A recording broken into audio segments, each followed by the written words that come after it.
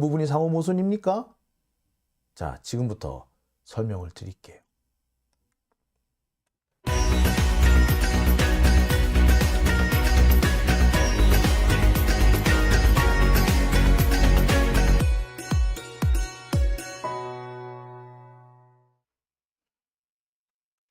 자, 지금부터 설명드릴 내용은요, 검찰이 써놓은 영장 청구서에서 정말 황당한 내용들이 발견이 됩니다. 여러분, 검찰의 영장 청구서 중에서 검찰의 주장 중에서 제일 황당한 내용이 사실 뭐였을까요? 이익 부분이죠. 성남의뜰 대장동 개발 이익 9,500억 원 중에서 성남시는 1,800억만 얻고 나머지 7,800억을 그 김만배가 가져갔다라고 검찰이 주장하고 있죠. 근데 사실 성남시는 6,800억 전체 이익의 70%를 차지해야 되는데, 아이고 세상에, 이재명 때문에 나머지 다 그렇게 못 얻고 1,800억밖에 못 얻었네. 따라서 나머지 부분 4,800억은 배임이야 라고 주장하는 게 검찰의 그 내용입니다. 검찰의 기소 내용이에요. 근데 일단 그 내용도 제가 황당하다고 그랬죠. 어떻게 사업을 하는데 사업에서 발생한 이익 중에 70%를 관청에서 가져가겠다고 그러면 또 어떤 사업자들이 그걸 오케이 하고 들어오겠습니까? 안 들어오지. 강도짓이죠. 실제로 70%씩 가져가겠다. 공공기관이 70%를 가져가겠다라고 계약을 맺잖아요. 그러면 업자들 어떻게 할 것 같아? 예, 장부를 가지고 장난쳐요. 그래서 이익이 아주 조금 난 것처럼 속여요. 그리고 지들이 나머지 뒷돈을 다 챙겨놔. 다 빼돌려. 이익을 빼돌려. 그게 지금까지 역대 개발 사업에서 벌어졌던 현상입니다. 이익이 나면 반반씩 쪼갠다. 아무리 반반씩 나눠 가진다 그래도 어떻게 된다?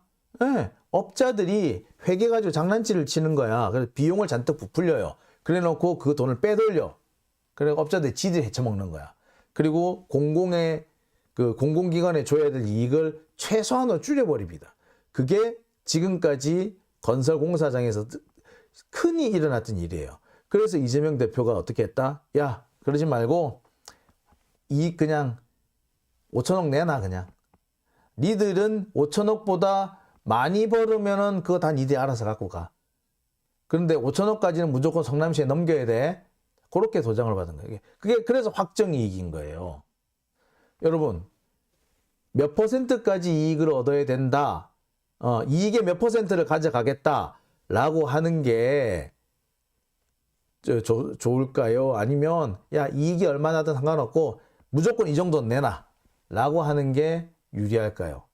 지금까지 건설 현장의 관행을 보면은 야, 몇 %를 줘가 아니라, 이익의 몇 %를 줘가 아니라, 야, 됐고 그냥 얼마 내놔. 그보다 더 남으면은, 많이 남으면 니들 알아서 가져가고, 요렇게 하는 게 사실은 공공기관의 이익에 더 부합하는 거였어요. 지금까지 보면. 근데 그걸 확정 이익을 했다고 해서 그게 문제가 있다라는 식으로 주장하고 있는데,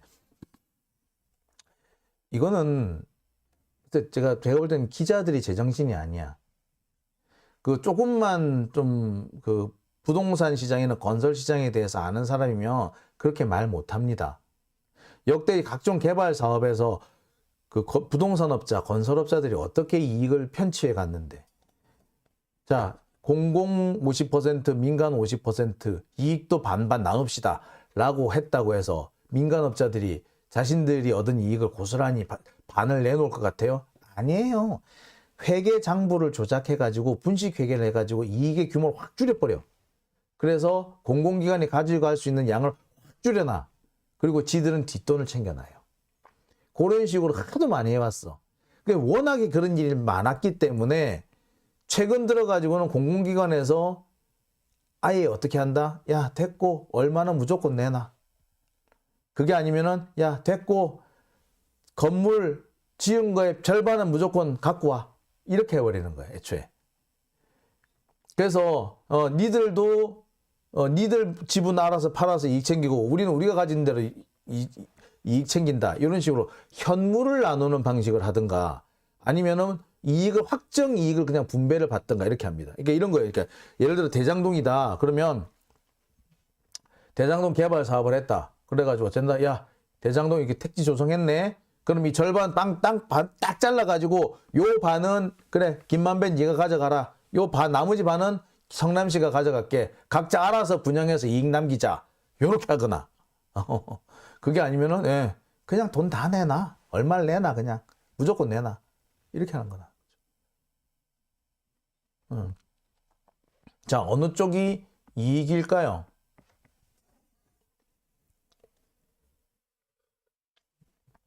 자, 어쨌거나 이렇게 검찰의 주장 자체도 일단 말이 안 될 뿐만 아니라 이게 지금 검찰이요. 공소장을 그러니까 지들이 그 영장 청구서를 쓰다 보면은 지들도 앞뒤가 막 안 맞기 시작해요. 뭐가 앞뒤가 안 맞다? 검찰은 이재명 대표를 공격을 하면서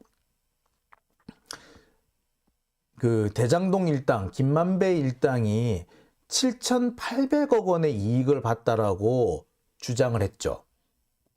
그런데 영장 청구서에는 뭐라고 돼 있다? 다르게 쓰여져 있어요. 지금 얼마라고 돼 있어요? 예. 4,054억 원의 이익을 봤다라고 쓰고 있어요. 언제는 7천억 원이라며. 응? 김만배가 7천억의 이익을 봤다며. 근데 왜 갑자기 또 4천억이야? 이거 무슨 얘기예요, 이것도? 검찰이 왜 지들이 했던 얘기를 앞뒤에 이렇게 틀리죠? 예? 사실 이재명 대표가 사실 그 주장을 했던 거죠. 김만배가 얻어들이는 수익은 김만배 일당이 얻어들이는 수익은 4천억 원 남짓밖에 안 된다. 성남시가 거둬들인 이익은 5,500억 원이 된다라고 사실 이거는 이재명 대표가 줄기차게 주장해왔던 내용인데 그 내용이 떡하니 영장 청구서에 들어있어요. 이거 뭔데? 이거 뭔데? 자, 보세요. 실제로 이재명 대표가 이렇게 주장을 했습니다. 9,500억 원 가운데 이렇게 이익을 봤다. 그리고 언론에도 이렇게 보도가 됐어요. 자, 그런데 검찰도 떡하니 영장 청구서 이렇게 썼네? 4,054억 이라고 썼네? 근데 왜 갑자기 7천억은 어디서 나온 거야 도대체? 자, 여기서 재밌는 일이 벌어집니다. 4,055억, 4천억 원밖에 안 되던 김만배의 이익이 갑자기 7,800억으로 껑충 뻥튀기 되는 마법이 벌어져요. 검찰이 아주 황당한 계산법을 씁니다. 검찰의 황당한 계산법인데 실은 이 계산법을 누가 맨 처음 고안해 준 거다? 경실련에서 처음 얘기를 해줬어. 근데 제가 며칠 전에 경실련의 계산법이 틀렸다. 이렇게 계산하려면 이렇게 해야 된다라고 제가 말씀을 드린 바 있는데 그 계산법을 검찰이 그대로 썼어요. 그런데 검찰도 요 계산을 하면서 앞뒤가 안 맞는다는 걸 지들도 아는 것 같아. 그래서 언론에다가 설명할 때 하고 그다음에 영장에 적은 내용하고 완전히 틀립니다. 처음에 검찰이 언론에 설명할 때는 택지 개발 이익 9,500억 가운데 70%는 성남시가 차지했어야 한다. 그런데 그렇지 못했기 때문에 배임이다. 라는 식으로 주장을 했어요. 그리고 그러면서 주장한 내용이 김만배가 얻은 이익은 7천억 원이 넘는다. 라고 주장해요. 자, 근데 아까도 보셨다시피 김만배가 얻어들인 수익은 4천억밖에 안 된다고 지들도 이렇게 인정했잖아. 근데 갑자기서는 왜 7천억으로 껑충 뛰죠? 자, 여기에 비밀이 들어있더라고요. 언론한테 설명할 때는 택지 개발 이익 9,500억을 기준으로 설명을 했는데 영장에 쓸 때는 뭐도 썼다? 택지 개발 이익, 대장동 개발 이익 플러스 아파트 분양 이익을 같이 포함을 시켰더라고요. 이거는 포함시키면 안 되는 부분이에요. 그리고 아파트 분양 이익을 포함을 시킬 거면은 성남시가 임대주택을 분양하는 것도 같이 포함을 시켜줘야 돼요. 그런데 성남시가 임대주택 분양한 건 빼버리고 김만배가 아파트 직접 분양해가지고 얻어든 수익원도 포함시키고 말장난이지 이거. 숫자 가지고 장난친 거예요. 자, 보여드릴까요? 이겁니다. 검찰이 주장한 내용은 이거예요. 개발 이익. 이 개발 이익 분배, 이게 이제 택지 개발 이익이에요. 이 택지 개발 이익에다가 아파트 분양 이익을 합쳐가지고 7,886억이라고 주장한 겁니다. 이게 검찰의 계산법이에요. 자, 그런데 이 계산법에 따르면 성남시는 1,822억밖에 얻지 못한 게 됩니다. 그런데 이거는 검찰이 의도적으로 성남시의 이익을 누락한 거죠.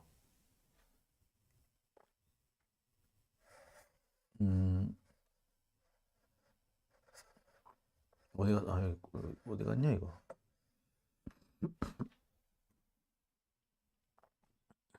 자, 1공단 공원하 서판교 터널 이 두 개의 이 부분을 비용을 빼버린 겁니다. 그리고 뭐 결정적으로 아파트 분양 이익을 또 빼버렸어요.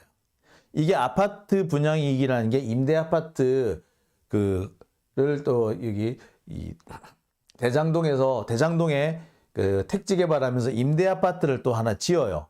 이걸 짓도록 합니다. 그래서 성남시가 이만큼의 이익을 봐요. 그러면 적어도 성남시 이익을 계산하려면 직접 현금 이익에다가 임대 아파트 건설 이익, 그다음에 공원화 사업 이익, 그다음에 또 뭐 터널 건설 이익, 그래서 요걸 다 합친 게 성남시의 이익이겠죠. 근데 검찰은 뭐 요걸 세 개를 다 빼버린 거고, 자, 그러면서도 대장동 일당 이익을 할 때 요걸 또 포함시켜 준 거야. 의도적인 거죠. 하려면 애초에 요거 두 개만 갖고 하든가, 이것만 가지고 하든가, 안 그러면 다 포함시키든가 해야 되는데, 검찰은 지들이 불리한 내용은 쏙 빼버리고, 그러니까 이재명한테 유리한 내용은 싹 빼버리고, 불리한 것만 딱 포함해가지고, 대장동 일당, 즉 김만배 일당의 이익의 최대치를 뽑아준 거예요. 이런 식으로 계산하려면 성남시 이익은 이렇게 나와야 정상이거든요. 이 검찰이 숫자 가지고 장난질을 친 겁니다.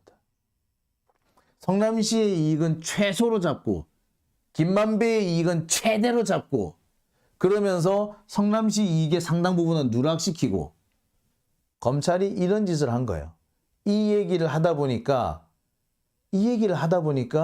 갑자기 검찰이 지금까지 했던 얘기하고 영장 얘기하고 틀린 거예요. 충돌을 해버리는 겁니다.